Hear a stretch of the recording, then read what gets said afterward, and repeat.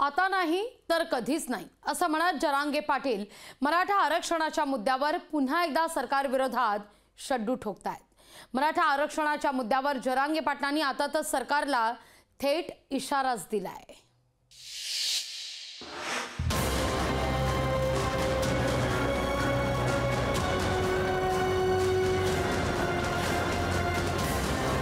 एका जीवाची किंमत करण्यापेक्षा तुम्हाला करोडो जीवाची किंमत करावी लागणार आहे। एक जीव गेला तरी चालतो, पण करोडो जीवाच्या चेहऱ्यावर हसू मात्र दिसलं पाहिजे।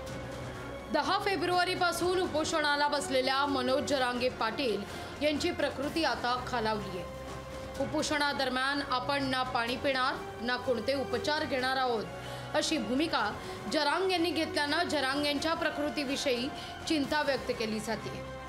येत्या 15 तारखेपर्यंत विशेष अधिवेशन बोलावून या संदर्भात निर्णय घेतला नाही तर सरकारला कळेल मराठे मुंबईत येत आहेत की काय करतायत असा इशारा जरांगे पाटील यांनी सरकारला दिलाय। 15 तारखेला अधिवेशन सगळ्या सोयऱ्यांची अंमलबजावणी केली नाही, हैदराबादचं गॅजेट घेतलं नाही तर या महाराष्ट्रात काय होतंय हे त्यांच्या लक्षात येणार।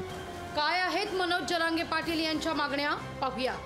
सगळे सोयरे शब्दाच्या अध्यादेशाचं कायद्यात रूपांतर करा। कायदा पारित करण्याकरता विशेष अधिवेशन घ्या। मागासवर्ग आयोगाचा अहवाल स्वीकारून कायदा करा। 57 लाख नोंदी सापडलेल्यांना प्रमाणपत्र द्या। राज्यभरातील मराठा आंदोलकांवरील गुन्हे मागे घ्या। हैदराबाद मुंबई गॅझेटमधील नोंदी ग्राह्य धरा। शिंदे समितीचं काम सुरू ठेवून 1 वर्षांची मुदतवाढ द्या। मराठा आरक्षणाच्या मुद्द्यावरून फेब्रुवारीत विशेष अधिवेशन घेऊ असं सरकारनं याआधी स्पष्ट केलंय। आता पुन्हा जरांगेंनी सरकारला अल्टिमेटम दिल्यानं आता सरकार यावर कसा तोडगा काढतं ते पाहावं लागेल।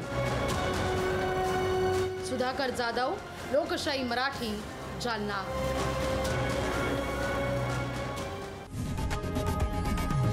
लोकशाही मराठी ऐका, पहा, जागरूक रहा।